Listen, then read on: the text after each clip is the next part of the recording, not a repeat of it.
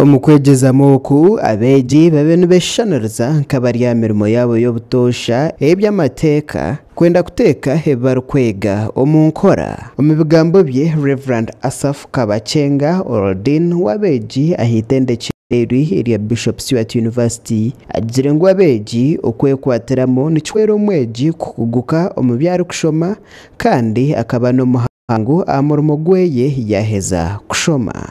What I have seen here with the teams, I realized that this is what we are pushing as BSU, competence-based education, where there is practical learning.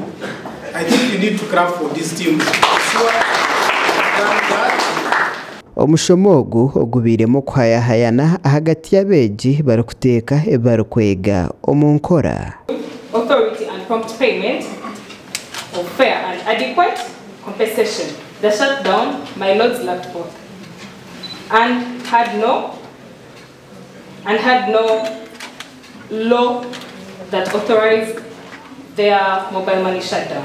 Arinda Angela orukwega ebiragiro ah'itendekero rya Bishop Stewart University yashuburira ko emishomo nkeegi nebahwera munonga kumanya barikushoma okubara biteeke omu nkora.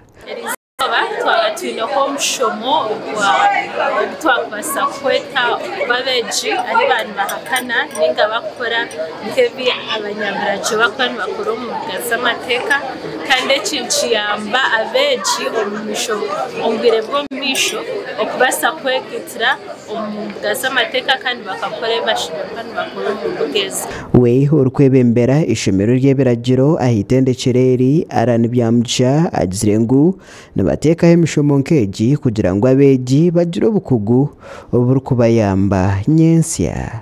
Eki kintu kya transformative education nicho nikituyamba kugira ngu omwana indeed ebyarashomera omu karasi abiteeka omu practice kwenda ngu in future bimubase okumanya eki arabe nakora. So itwe enshomesa yitu niyeegi kandi itwe nk'aba faculty enshomesa eri related to transformative education emwari ezo neegi yimwareba abaana nibacompetinga in form of an interfarm mood competition.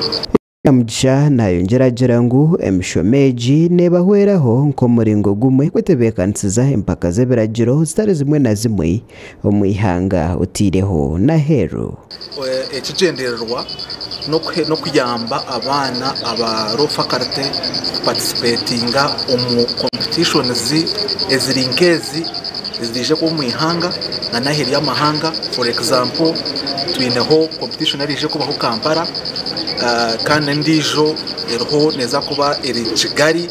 We omuramuzi ahabwa Isingiro District Patrick Bamuhiga asimire embera y'abeegi barimu omukuta ebarikushoma omu nkora.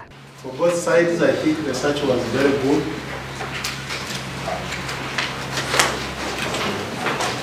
To one time you cited the international conventions. How do you apply the international conventions vis-a-vis domestic law? I was really very happy for that. Structure and clarity, you were really good, both sides. Makuraga gashakwa Ian Akankwasa.